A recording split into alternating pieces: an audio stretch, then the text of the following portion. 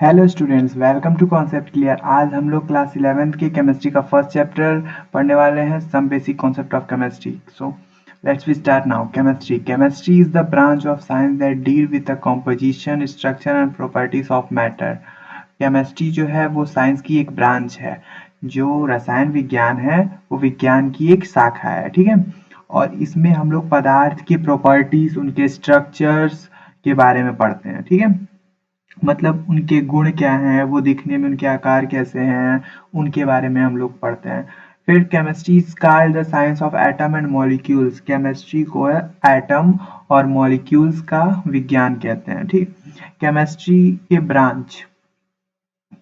के ब्रांच हैं organic, inorganic, physical, industrial, analytical, biochemistry, nuclear chemistry. Organic chemistry में हम लोग कार्बन कंपाउंड्स और हाइड्रोकार्बन्स के डेरिवेटिव्स पढ़ते हैं, ठीक है।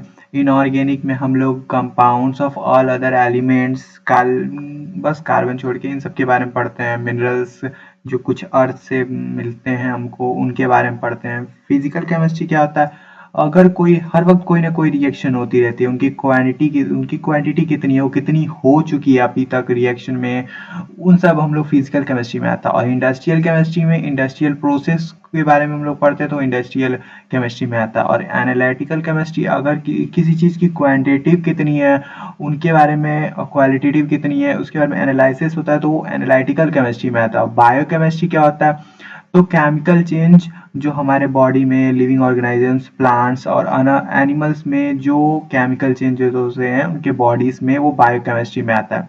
और न्यूक्लियर केमिस्ट्री में न्यूक्लियर रिएक्शन, न्यूक्लियर फिजन, इन सब के बारे में हम लोग न्यूक्लियर केमिस्ट्री में पढ़ते हैं, ठीक है। आगे बढ़ते हैं। Properties of matter and their measurement. तो every substance has a unique characteristic, ठीक है। हर एक सब्सटेंस का एक अलग कैरेक्टरिस्टिक होता है और प्रॉपर्टीज होता है। तो इन प्रॉपर्टीज को दो भागों में बांटा गया है, physical properties and chemical properties. Physical properties को हम लोग बिना किसी चेंज किए उसको हम लोग देख सकते हैं। वो फिजिकल प्रॉपर्टीज होती है उनकी, जैसे उसका कलर, वो उसकी melting point, boiling point, density, ये सब फिजिकल प्रॉपर्टीज में आते हैं। और केमिकल प्रॉपर्टीज हम लोग केमिकल चेंज करना ही पड़ता है, तभी हम लोग देख पाएंगे। जैसे कि मैग्नीशियम रिबन को जलाना, ये सब केमिकल प्रॉपर्टीज में आता है, ठीक है। और कुछ जैसे in metric system was based on a decimal system, the international system units, SI को हम लोग इंटरनेशनल सिस्टम कहते हैं, ठीक है। फिर ये कुछ यूनिट्स हैं, ये SI यूनिट्स हैं। आप इनको याद कर लो लिख के कहीं, आप अपने नोट्स में इसको नोट कर लो, ये बहुत काम की चीजें हैं। फिर आगे बढ़ते हैं। Mass and weight. तो मास क्या है, मास जो है amount of substance of matter present in will, मतलब कि किसी मैटर में कितना अमाउंट मौजूद है, वो उसका मास होता है, ठीक है। और वेट जो होता है, ग्रेविटी, किसी ऑब्जेक्ट पे कितनी ग्रेविटी जितना फोर्स लगा रही है, वो वेट होता है उसका, ठीक है। फिर ये मास और वेट हो गया, सिंपली भाषा में आप समझ लो। और फिर अगर आपको थ्योरी याद करना है तो आप नोट कर सकते हो।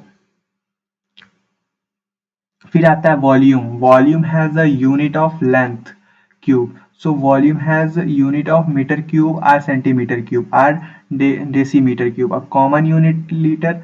L is not an SI unit is use a measurement of volume liquid। 1 litre बराबर 1000 मिलीलीटर और 1000 सेंटीमीटर क्यूब बराबर 1 decimetre cube.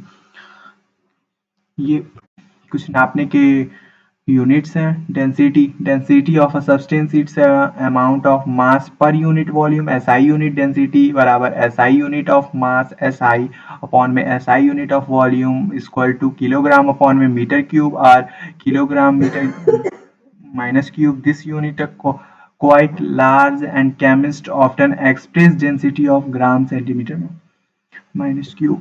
Temperature they are three common scales measure temperature के नापने के कुछ 3 ऐसे मापक हैं, जैसे कि degree Celsius, degree Fahrenheit, kelvin, ठीक है, ऐसा यूनिट्स में। और फिर आता है साइंटिफिक नोटेशन। साइंटिफिक नोटेशन को देखो, अगर किसी चीज को, नंबर को अगर हम लोग को दिखाना है साइंटिफिक नोटेशन में, तो यह उसका है n इंटू 10 की पावर n। तो इसको हम लोग इस पे दिखाते हैं, जहाँ की यन जो है वो पॉजिटिव भी हो सकता है और नेगेटिव भी हो सकता है। आपको एक एग्जांपल दे दिया है 232.508। ओके, तो इसको अगर हमको दिखाना है साइंटिफिक नोटेशन में तो 2.32508 इंटू 10⁻²। ये कैसे हुआ है? तो ये जो 232 था उसमें 2 पॉइंट आगे ले जाएंगे 2 और 3 के बीच में, तो फिर 2 पॉइंट आ गया तो उसकी पावर 2 बढ़ जाएगी। तो इस साइंटिफिक नोटेशन में सिंपली यही होता है। आप एक और एग्जांपल देख लो, जैसे 0.00016 है, आपको अब पीछे की तरफ जाना है नंबर्स की तरफ, तो 1 और 6 के बीच में अगर पॉइंट लगाना है तो आप इधर से जीरो को काउंट करोगे तो वो 4 है, और फिर पीछे की तरफ जा रहे हो तो आप माइनस का सिंबल लगाओगे। ठीक है, फिर आता है प्रिसिंस, refers to closeness of various measurement for the same quantity। मतलब कि ये जो है सेम क्वांटिटी के लिए मेजरमेंट में क्लोजनेस लाता है, ना कि एक्यूरेट वही लाता है। ओके, फिर आता है accuracy, is the agreement of particular value for true value of the result. ये जो है मेजरमेंट में ट्रू वैल्यू लाता है, मतलब जितना आएगा उतना एक्यूरेट लाता है। ठीक है, फिर आता है सिग्निफिकेंट फिगर। सिग्निफिकेंट फिगर जो होता है ये दिखाता है, अब किसी नंबर के डिजिट को दिखाता है। ठीक है, मेजरमेंट में इसके कुछ रूल्स हैं, आप इसको पढ़ लो। जैसे कि नॉन जीरो आता है, नॉन जीरो जो होते हैं वो सारे सिग्निफिकेंट फिगर में ऐड होते हैं। जैसे 6.9 है, इसमें दो वैल्यू 6 और पॉइंट और 9, तो इसमें 2 सिग्निफिकेंट फिगर है। फिर आता है 2.16, तो इसमें 3 सिग्निफिकेंट फिगर है। फिर आता है a zero becomes significant in case it comes in between non-zero number। तो अगर जीरो नॉन जीरो वैल्यूज के बीच में आता है तो वो सिग्निफिकेंट फिगर में ऐड होता है। जैसे कि इसमें 2.003 था तो इसमें 4 सिग्निफिकेंट फिगर है। फिर आता है 4.02, तो इसमें 3 सिग्निफिकेंट फिगर है। फिर नेक्स्ट रूल है, जीरो जो है वो स्टार्टिंग में ही आ जाए तो वो सिग्निफिकेंट फिगर में ऐड नहीं होता है। जैसे कि एग्जांपल है 0.005। ठीक है, अगर 0.005 है तो ये स्टार्टिंग में आ रहा है, तो ये जो आगे के जीरोस हैं वो ऐड नहीं होंगे। उसके बाद में जो नंबर्स हैं 4 और 5, यानी कि दो ऐसे नंबर हैं जो सिग्निफिकेंट फिगर है, तो इसमें हमारा आंसर हो जाएगा 2। ठीक है, और एक और ये देखिए 0.02 था तो 0.002, तो ये आगे के ये जीरो हम लोग इग्नोर करते हैं। फिर ये जो 2 होता है यही, ये अपना सिग्निफिकेंट फिगर होता है। फिर आता है all zero place to the right of the number are significant figure. तो अगर जो जीरो है उसके राइट साइड में आए तो वो क्या होगा, तो वो ऐड होता है, कि वो सिग्निफिकेंट फिगर में ऐड होता है। जैसे कि ये है 16.0, तो इसमें 3 सिग्निफिकेंट फिगर है। और उसके बाद फिर आता है 16.00, तो ये इसमें ये भी ऐड होगा, दो मतलब इसके हो जाएंगे 4 सिग्निफिकेंट, यानी 4 सिग्निफिकेंट फिगर इसके हुए। फिर आता है नेक्स्ट रूल जो exponential notation, the numerical portion represent the number of significant figure. Example 0.00045 represent as a 4.5 into 10 की power -4 in terms of significant notation। ये significant notation में भी दिखाया जाता है। The number significant figure, the numbers of 2 will Avogadro number, ये Avogadro number है, इसको इसमें भी दिखाते हैं। इसमें 4 सिग्निफिकेंट फिगर है, आप काउंट कर लो। जैसे 6 भी अपना है, फिर ये राइट साइड में आ रहा है 0, मतलब बीच में आ रहा है पॉइंट के। फिर 2 3 है तो ये 4 नंबर हुए, तो ये सिग्निफिकेंट फिगर के 4 सिग्निफिकेंट फिगर हैं। फिर आगे आते हैं, फिर एक लास्ट है, in a decimal point does not count toward the number significant figure. For example 3 4 5 6 0 1 has 6 significant figure. ठीक है, but can be written as in a different way. अगर इसको दूसरे वे में लिखें तो 345.601 or 0.345601 or 3.4560 all having same number of significant. अगर इसको किसी तरीके से मतलब अलग तरीके से भी लिखो इस नंबर को तो भी इसके 6 सिग्निफिकेंट फिगर ही होंगे। ठीक है, यही चीज कह रहा है। फिर आता है retention of significant figure, rounding off. फिर राउंडिंग ऑफ में आता है, राउंडिंग ऑफ का रूल यही है कि जो है लास्ट डिजिट जो है वो 5 से अगर बड़ा है तो उसके एक आगे वाले नंबर में एक ऐड हो जाता है, और अगर छोटा है तो उसको तो अगर 5 से छोटा है तो वो उसमें ऐड नहीं होगा। लास्ट वाले डिजिट अगर 5 से छोटा है तो वो उसमें ऐड नहीं होगा। जैसे कि एग्जांपल के तौर पे 4.312 है, तो 2 जो है लास्ट है और उसमें वो 5 से छोटा है, तो वो नेक्स्ट उससे एक आगे वाला 1 जो है उसमें कोई ऐड नहीं होगा, तो हम लोग इसको लिखेंगे 4.31। ओके, इसमें यही होता है, लास्ट वाले डिजिट को देखते हैं, अगर 5 से बड़ा है तो ठीक है, तब तो ठीक है, नहीं तो फिर उसमें कोई ऐड नहीं होता है। फिर आता है chemical classification of matter. Matter को दो भागों में बांटा गया है, मिक्सचर और प्योर सब्सटेंस। ठीक है, मिक्सचर और प्योर सब्सटेंस, मिक्सचर को दो भागों में बांटा गया है, होमोजीनियस मिक्सचर और हेट्रोजीनियस मिक्सचर। फिर आता है प्योर सब्सटेंस, प्योर सब्सटेंस को दो भागों में बांटा गया है, एलिमेंट और कंपाउंड। ठीक, इनके बारे में पढ़ते हैं। एलिमेंट जो होता है वो मैटर का सिंपलेस्ट फॉर्म होता है, इसको और स्प्लिट नहीं किया जा सकता। ठीक, और ये 118 एलिमेंट अभी तक अपने को पता है, और एलिमेंट तीन होते हैं, मेटल होते हैं, नॉन मेटल होते हैं, मेटलॉइड होते हैं। अभी तक तो अपने को यही पता है। कंपाउंड, जो कंपाउंड प्योर सब्सटेंस होता है और ये दो से ज़्यादा एलिमेंट से मिलकर बना होता है। ये डिफरेंट प्रोपोर्शन बाय मास होता है, यानी कि द्रव्यमान का निश्चित अनुपात होता है। ठीक है, और इसको स्प्लिट केमिकल मेथड द्वारा तोड़ा जा सकता है, स्प्लिट। ठीक है, और कैरेक्टरिस्टिक ऑफ कंपाउंड्स। अब कंपाउंड्स की कुछ कैरेक्टरिस्टिक देखेंगे, जैसे compound always contain a definite proportion of the same element by mass. मतलब कि जो कंपाउंड है वो निश्चित अनुपात होता है, सेम एलिमेंट का निश्चित अनुपात होता है। The properties of compound are totally different from element from which they are formed। मतलब कि जो कंपाउंड है उसकी प्रॉपर्टीज है एलिमेंट से डिफरेंट होगी, जिससे मिलकर बना है उससे डिफरेंट आएगी। ठीक है, फिर कंपाउंड आर होमोजीनियस, कंपाउंड जो है वो होमोजीनियस है। Compound are broadly classified into inorganic and organic compound। Inorganic compound are those which are obtained from non-living source such a mineral, for example common salt। ठीक, तो जो compounds है। Next concept है mixture. A mixture is combination of two or more element or compound in any proportion so that component do not lose their identity। तो इसका मतलब हुआ कि दो या दो से ज्यादा एलिमेंट मिलकर जो कंपाउंड बना रहे हैं वो किसी भी रेशियो में हो। ठीक है, किसी भी रेशियो में, ताकि जो कंपोनेंट है यानी कि घटक वो अपनी आइडेंटिटी ना खोए, मतलब अपना जो अस्तित्व है वो ना खोए। ठीक है, इसका एग्जांपल जैसे एयर। ठीक है, ये एक मिक्सचर है। फिर मिक्सचर जो है वो दो प्रकार के होते हैं, होमोजीनियस मिक्सचर और हेट्रोजीनियस मिक्सचर। ठीक है, अब होमोजीनियस मिक्सचर क्या होता है? होमोजीनियस सिंपली आप ये समझ सकते हैं, जैसे होमोजीनियस होता है तो उसमें आप सिंपली अपनी आंखों से नहीं देख सकते कोई भी चीज, उसमें कि इतने छोटे पार्टिकल्स होते हैं कि उसको आप अपने आंखों से नहीं देख सकते, पावरफुल माइक्रोस्कोप से भी नहीं देख सकते, ये इतनी छोटी होती है।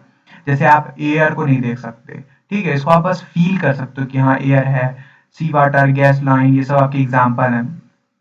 ठीक, हेट्रोजीनियस, इसको आप अपनी आंखों से देख सकते हो, इसकी बाउंड्रीज आप आराम से अपनी आंखों से देख सकते हो। एग्जांपल जैसे कि नमक हो गया, चीनी हो गया, चाक हो गया, वाटर हो गया, ये सबको आप अपनी आंखों से देख सकते हो। ये इसके दो या दो से ज्यादा पार्ट्स होते हैं। ठीक है, फिर ये तो आप हेट्रोजीनियस होमोजीनियस पहले से प्रीवियस क्लास में भी पढ़ चुके हो। सो नेक्स्ट आता है कुछ लॉ हैं इसके। ठीक है, लॉ ऑफ केमिकल कॉम्बिनेशन, इस चैप्टर में कुछ लॉ है उनके बारे में पढ़ते हैं। Law of conservation of mass. Law of conservation of mass कहता है, ये किसने दिया है? Given by Antoine Lavoisier. Antoine Lavoisier कौन है आपको पता है? एंटोनी लेवोजियर जो है, इनको ही केमिस्ट्री का फादर कहा जाता है, तो ये बात आप कहीं नोट कर सकते हो, इंपॉर्टेंट है। एंटोनियो लेवोजियर को ही केमिस्ट्री का फादर कहा जाता है। 1789 में इन्होंने लॉ ऑफ कंजर्वेशन ऑफ मास दिया। ये क्या कहता है कि it state that matter mass can nether be created nor destroy. मतलब कि किसी मैटर का जो है मास को ना तो क्रिएट किया जा सकता है और ना ही उसको डिस्ट्रॉय किया जा सकता है। ठीक, वो जितना है उसको सिर्फ आप, मतलब मैटर को आप सिर्फ कन्वर्ट कर सकते हो, उसका मास ना आप कभी खत्म कर सकते हो, ना कि उसको फिर उसको उत्पन्न कर सकते हो। ठीक है, फिर आता है लॉ ऑफ डेफिनिट प्रोपोर्शन और लॉ ऑफ कांस्टेंट कॉम्पोजिशन। ठीक, इस लॉ को किसने दिया? इस लॉ को दिया है प्राउस्ट ने। कब? 1799 में। ठीक है, ये कहता है कि a chemical compound always consist the same element combined together the same ratio.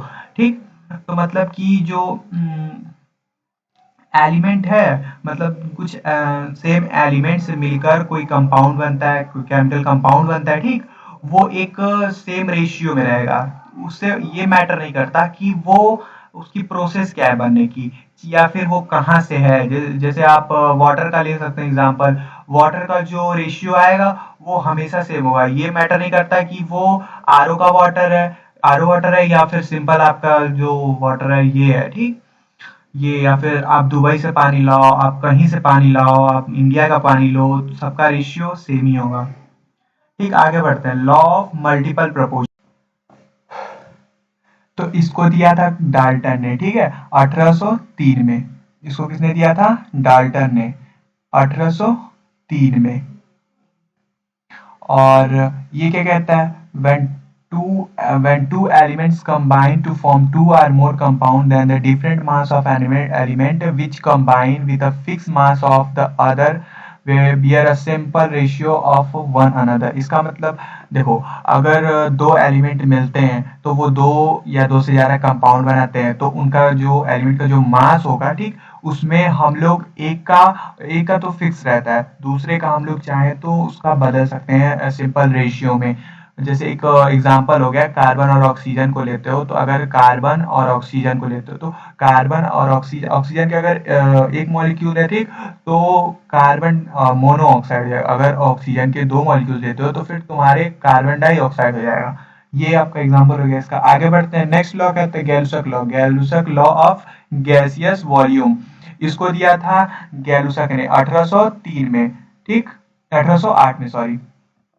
According to this law, when gas combine are produced in a chemical reaction, they do so in a simple ratio by volume, provided all gases are at a same temperature and pressure। मतलब अगर कोई gas की reaction हो रही है तो एक temperature और प्रेशर को अगर फिक्स कर दिया जाए तो उसका जो वॉल्यूम आएगा वो एक सिंपल रेशियो में आएगा। एक बार और समझ लो, अगर कोई गैस की रिएक्शन हो रही है, ठीक, तो उसका अगर टेम्परेचर और प्रेशर को फिक्स कर दिया जाए, कांस्टेंट कर दिया जाए, तो उसका जो वॉल्यूम आएगा वो एक सिंपल रेशियो में आएगा।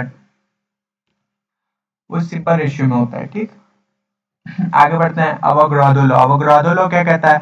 अवोगाड्रो लॉ दिया किसने था? अवोगाड्रो ने दिया था। ठीक है, कब दिया था? 1811 में दिया था। 1811 में गिवन बाय अवोगाड्रो।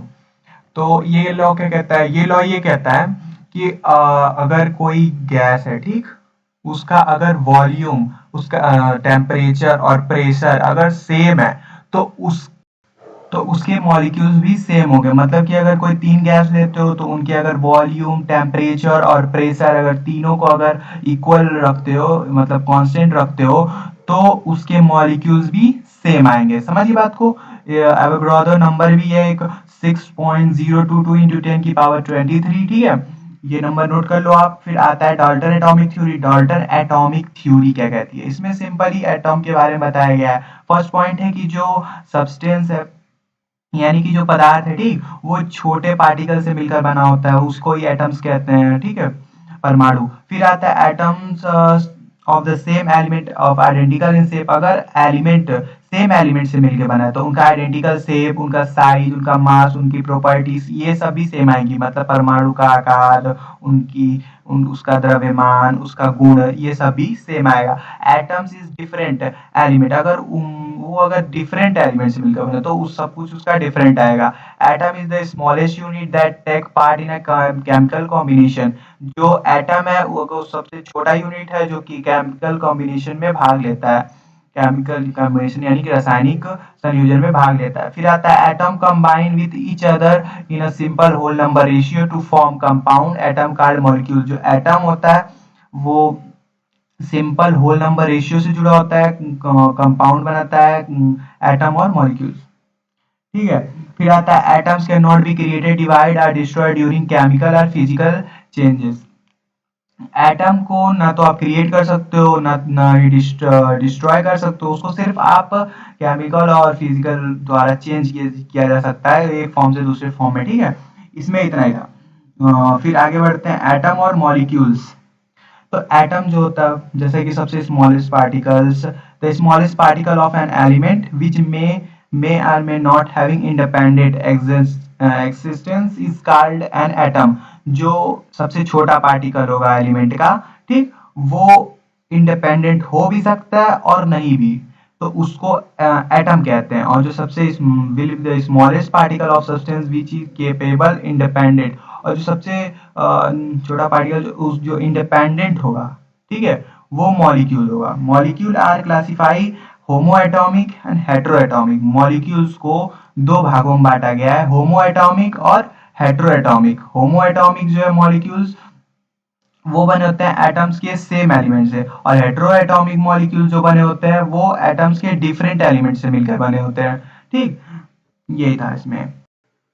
फिर नेक्स्ट कॉन्सेप्ट है ग्राम मॉलिक्यूलर मास। ये क्या होता है? ये मॉलिक्यूलर मास के बराबर ही होता है, बस इसका जो न्यूमेरिकली वैल्यू, न्यूमेरिकली हम लोग जो लिखेंगे वो ग्राम में लिखेंगे। जैसे एग्जांपल है molecular molecular mass of oxygen 32 AMU, और gram molecular mass of oxygen is 32 ग्राम। अगर मॉलिक्यूलर मास ऑक्सीजन की बात की जाए तो वो 32 AMU में दिखाया जाएगा, लेकिन अगर ग्राम मॉलिक्यूलर मास की बात की जाए तो वो ग्राम में दिखाया जाएगा, ओके। फिर नेक्स्ट कॉन्सेप्ट है फॉर्मूला मास। फॉर्मूला मास क्या कहता है? Sum of atomic mass of the element present in one formula unit of a compound. It is use for the ionic compound, ठीक। किसी कंपाउंड के एक फॉर्मूला यूनिट में present element के atomic mass का सम, यानी कि एक बार और समझो, किसी कंपाउंड के एक फॉर्मूला यूनिट में प्रेजेंट एलिमेंट के एटॉमिक मास का सम, उसको ही फॉर्मूला मास कहते हैं। और इसका यूज जो है आयोनिक कंपाउंड के लिए किया जाता है, ठीक। फिर नेक्स्ट कॉन्सेप्ट आता है मोल कॉन्सेप्ट। मोल कॉन्सेप्ट क्या कहता है? Mole is a define as a mole is defined as the amount of substance which contain the same number of chemical unit atom molecules ions electron as their atom is exactly 12 gram of pure carbon 12, okay. मतलब कि मोल को substance की वह amount या मात्रा में define किया जाता है जिसमें chemical unit, atom, molecules, ions, electron की संख्या, नंबर्स, ओके, की जो नंबर्स होंगे उतनी ही होती है जितनी की प्योर कार्बन 12 के ठीक 12th जो 12th कार्बन के ठीक 12 ग्राम में परमाणु की या एटम्स की जो संख्या होगी, ठीक है। फिर इसको mole represent a collection of 6.022 into 10 की power 23 Avogadro number chemical unit, okay.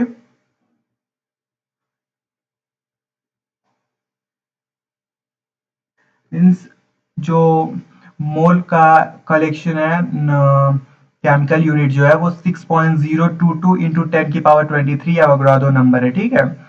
फिर आता है the mass of one mole of substance in gram is called molar mass. किसी सब्सटेंस के एक मोल का ग्राम में मास उसका मोलर मास कहलाता है, ठीक। फिर मोलर वॉल्यूम क्या है? The volume occupy by one mole of any substance is called molar volume. किसी भी सब्सटेंस या पदार्थ के एक मोल द्वारा घेरे गए आयतन यानी कि वॉल्यूम को उसका मोलर वॉल्यूम कहते हैं, ठीक। नेक्स्ट पॉइंट आता है परसेंटेज कॉम्पोजिशन। परसेंटेज कॉम्पोजिशन क्या कहता है? The mass of percent of each constituent element present in any compound is called its percentage composition, ठीक है। परसेंटेज कॉम्पोजिशन का मतलब यह कि किसी कंपाउंड में जितने एलिमेंट प्रेजेंट है, ठीक है, किसी कंपाउंड में प्रेजेंट एलिमेंट्स की जो मास होंगे, उनके जो मास परसेंट होंगे उसको परसेंटेज कॉम्पोजिशन कहा जाएगा। इसका फॉर्मूला क्या है? जैसे mass percent of the element का, mass of element one molecule of compound upon में molecular mass of the compound into 100, ठीक। मतलब कि मास ऑफ एलिमेंट, जो एलिमेंट का मास होगा एक मॉलिक्यूल कंपाउंड में, एक मॉलिक्यूल ऑफ द कंपाउंड में, अपॉन में मॉलिक्यूलर मास ऑफ कंपाउंड का जो मॉलिक्यूलर मास होगा, और इनटू में 100 कर देंगे, तो अपने क्या निकल जाएगा, परसेंटेज निकल जाएगा एलिमेंट का, मास परसेंट निकल जाएगा एलिमेंट का। ठीक, नेक्स्ट पॉइंट आता है इंपेरिकल फार्मूला और मॉलिक्यूलर फार्मूला। इंपेरिकल फार्मूला और मॉलिक्यूलर फार्मूला क्या कहता है? इंपेरिकल फार्मूला कहता है कि represent the simplest whole number ratio of the various atom present in a compound, मतलब किसी कंपाउंड में एटम्स का होल नंबर रेशियो को, सिंपलेस्ट होल नंबर रेशियो को जिसे रिप्रेजेंट करते हैं उसको इंपेरिकल फार्मूला कहते हैं। और मॉलिक्यूलर फार्मूला क्या कहता है? किसी कंपाउंड में मॉलिक्यूल्स से प्रेजेंट एटम, डिफरेंट एटम्स के एग्जैक्ट नंबर को जो शो करता है उसको मॉलिक्यूलर फार्मूला कहते हैं। ओके, इन दोनों में रिलेशन एक है, जैसे molecular formula is equal to n into empirical formula. Okay, तो n is equal to molecular mass upon में इंपेरिकल फार्मूला मास। ठीक, नेक्स्ट पॉइंट आता है केमिकल इक्वेशन। केमिकल इक्वेशन क्या कहता है? Sorthen represent the chemical change in a term, symbol and formula of the substance involved in the reaction is called chemical equation। इसका मतलब क्या हुआ? किसी केमिकल चेंज को रिएक्शन में इन्वॉल्व सब्सटेंस की जिस सिंबल और फॉर्मूला से हम लोग रिप्रेजेंट करते हैं उसको ही केमिकल इक्वेशन कहते हैं। मतलब किसी भी केमिकल चेंज, अगर कोई केमिकल चेंज हो रहा है तो रिएक्शन में जो इन्वॉल्व जो सब्सटेंस होगा उसको, उसके जो सिंबल होगा, उसका जो फॉर्मूला को हम लोग जिसे रिप्रेजेंट करेंगे उसको ही केमिकल इक्वेशन कह देंगे।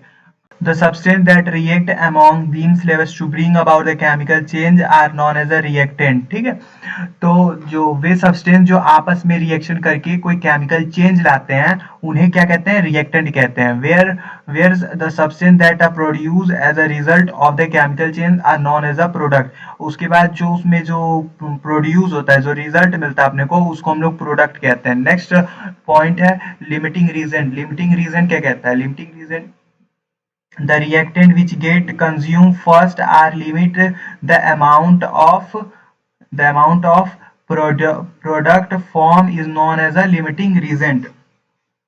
ठीक है, तो ये कहता है कि वह रिएक्टेंट जो सबसे पहले कंज्यूम हो जाता है और उससे बनने वाले जो प्रोडक्ट के अमाउंट को वो लिमिट में कर देता है, तो उसको हम लोग लिमिटिंग रीजेंट कहते हैं। ठीक, वह रिएक्टेंट जो सबसे पहले कंज्यूम हो जाता है और उससे बनने वाले जो प्रोडक्ट के अमाउंट को लिमिट कर देता है उसको लिमिटिंग रीजेंट कहते हैं। ठीक है, फिर reaction in solution, the concentration of a solution can be expressed in any the following ways। First, mass percent is the mass of the solute in gram per gram of the solution। mass percent of the solute is equal to mass of the solute upon में mass of the solution into 100। Example के तौर पे जैसे 5% solution of sodium chloride means 5 gram of NaCl is present in 100 gram of the solution। Second, volume percent is the number of unit of volume of the solute per 100 unit of the volume of solution। volume percent of the solute is equal to volume of solute upon में volume of solution into 100। example, 5% volume solution ethyl alcohol contain 5 cubic centimeter of alcohol, 100 cubic centimeter of the solution। ठीक, next molarity आता है। Molarity of the solution is defined as the number of moles of solute dissolve per litre cubic decimeter of the solution. ठीक, number of moles of solute dissolve per liter cubic decimeter of the solution। it is denoted by the symbol m। measurement in a molarity can change with the temperature because the solutions expanded of the contract accordingly। molarity of the solution formula इसका है, molarity of the solution का number of moles of solute upon में volume of solution in liter, इसको हम लोग n upon में v में भी दिखाते हैं। तो और फिर number of mole solution express in term of mass and molar mass, इसको मोलर मास और मास के फॉर्म में दिखाएंगे। तो mass of the solute upon में molar mass of the solute into volume of the solution in litre. फिर इसको हम लोग वेट और molarity molarity of the substance can be express, इसको इस फॉर्म में भी दिखा सकते हैं। ठीक है, दिखाते हैं मोलैरिटी इक्वेशन। तो to calculate the volume of definite solution required to prepare solution of other molarity the following equation, ये इक्वेशन है m1 v1 equal to m2 v2 where m1 जो है वो इनिशियल मोलैरिटी है, m2 जो है molarity of new solution है, v1 जो है वो इनिशियल वॉल्यूम है और v2 जो है वॉल्यूम ऑफ न्यू सॉल्यूशन है। ठीक, नेक्स्ट पॉइंट आता है molality. Molality is defined as a number of moles of solute dissolve per 1000 gram, यानी कि 1 kg of solvent. Molality is express as a small m. Okay, फिर इसका molality का formula है मोल्स ऑफ सॉल्यूट अपॉन में weight of the solvent in gram into 1000। Okay, फिर next point आता है mole fraction. Mole fraction is the ratio of number of moles of one component to the total number of moles solute and solvent present in the solution. It is expressed as a x. Mole fraction of पहले mole fraction एक बार अच्छे से समझ लो। Mole fraction ये कहता है कि एक कंपोनेंट के number of moles of the end solution में, जो प्रेजेंट टोटल मोल्स सॉल्यूट और सॉल्वेंट में, सॉल्यूट और सॉल्वेंट के जो नंबर का रेशियो, मतलब एक बार और अच्छे से समझ लो, एक कंपोनेंट के नंबर ऑफ मोल्स और एक सॉल्यूशन में present total number of moles solute और सॉल्वेंट के नंबर, तो उन दोनों का जो रेशियो होगा उसको हम लोग मोल फ्रैक्शन कहते हैं। ठीक है, इसका फॉर्मूला है मोल फ्रैक्शन का, सॉल्यूट का मोल्स ऑफ सॉल्यूट अपॉन में moles of solute plus moles of solvent, और मोल्स फ्रैक्शन का सॉल्वेंट का फॉर्मूला है मोल्स ऑफ सॉल्वेंट अपॉन में moles of solute plus moles of solvent, ये दोनों इसके फॉर्मूला से। ठीक, और इस चैप्टर को ये यहीं पे खत्म होता है। एक लास्ट पॉइंट है मोल फ्रैक्शन का।